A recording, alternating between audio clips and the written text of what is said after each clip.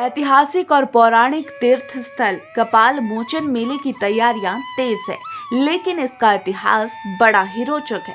यहाँ बड़े देवी देवताओं ने निवास किया है और उनके कष्ट भी दूर हुए हैं। क्या है कपाल मोचन तीर्थ स्थल की मान्यता और क्यों लोग यहाँ खींचे चले आते हैं, आपको इस रिपोर्ट में बताते हैं।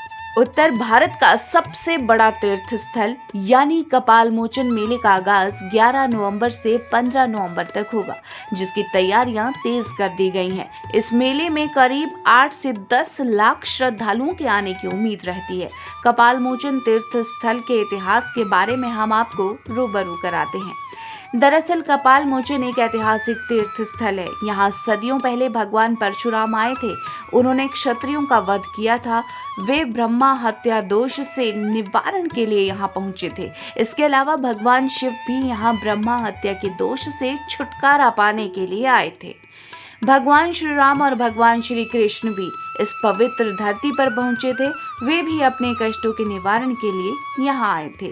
कपाल मोचन में 3 सरोवर हैं, जिनका नाम सूर्य कुंड, ऋण मोचन कुंड और गौ बच्छा कुंड है। बताया जाता है कि माता कुंती ने सूर्य कुंड में आकर तपस्या की थी और उन्हें पुत्र के रूप में कर्ण की प्राप्ति हुई थी। लोग सूर्य कुंड में स्नान करने के लिए हरियाणा के अलावा पंजाब, राजस्थान, दिल्ली, उत्तराखंड और हिमाचल से पहुंचते हैं। बहुत से श्रद्धालु यहां पर स्थित बेरी के पेड़ पर धागा बांधकर पुत्र रत्न की प्राप्ति भी करते हैं। ये मेला हर साल होता है। गौ बच्छा स्नान घाट पर आए महिला श्रद्धालुओं ने बताया कि हमारी कपाल मोचन तीर्थ में काफी मान्यता है। जब से हम यहाँ आते हैं, हमारे दुख दर्द खत्म हो जाते हैं। हम 20 साल थे, हम तो 50 साल लगो रहती है इसमें आवा मंदिर में, और बेटे हमारी सब पूरी करा सब रसी अपनी मानता मांग कर जाए। मैं बम्बोड़ी से आई हूँ, कपाल मोचन भोलेनाथ के। मेरी मनोकामना सारी पूरी हुई। यहाँ मन्नत हो गए बचपन तैयारी में तोरा उरे की लड़की हूँ मैं, अहड़बड़े की। बहुत दुनिया और अभी श्रद्धालुओं के लिए यमुनानगर प्रशासन 3 महीने पहले से ही तैयारियां शुरू कर चुका है। बिलासपुर के एसडीएम जसपाल गिल ने बताया कि हर बार की तरह इस बार भी श्रद्धालुओं को कोई परेशानी नहीं आने दी जाएगी। उनके रहने और खाने का पूरा इंतजाम किया गया है। प्रत्येक वर्ष की भांति कार्तिक मास की पूर्णिमा के अवसर पर इस वर्ष कपाल मोचन में भव्य अंतर्राज्यीय स्तर के मेले का आयोजन 11 से 15 नवंबर के बीच रहेगा। और इस वर्ष इस मेले में 10 से 12 लाख श्रद्धालुओं के आने की उम्मीद है। मेले की तैयारियां हमने लगभग 3 महीने पहले शुरू कर दी थी, जिसमें तीनों सरोवरों की अच्छे से सफाई व्यवस्था के बाद उन सरोवरों में हमने जल भराव का कार्य शुरू कर दिया है।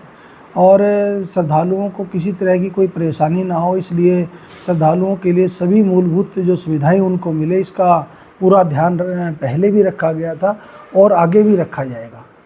8 से 10 लाख श्रद्धालु हर वर्ष मेले में आते हैं, तो इस वर्ष और अधिक संख्या में श्रद्धालुओं के आने की उम्मीद है।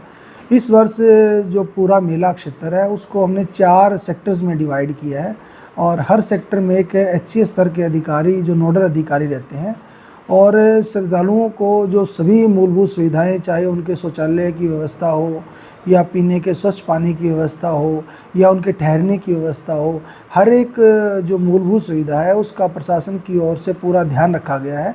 और हमें उम्मीद है कि श्रद्धालु यहाँ से एक सुखद अनुभव लेकर के जाएंगे, और पूरा प्रशासन पूरी तरह से मुस्तैद रहेगा कि श्रद्धालुओं को किसी तरह की कोई परेशानी का सामना न करना पड़े। हम हर वर्ष परमानेंट इंफ्रास्ट्रक्चर है जो उसको बढ़ाने का प्रयास कर रहे हैं। तो इस वर्ष भी हमने, चाहे वो स्थायी शौचालयों के निर्माण की व्यवस्था हो, उसमें हमने 12 से 15 स्थायी शौचालयों के निर्माण की व्यवस्था की है, और यात्रियों के ठहरने के लिए यात्री निवास का निर्माण करवाया है।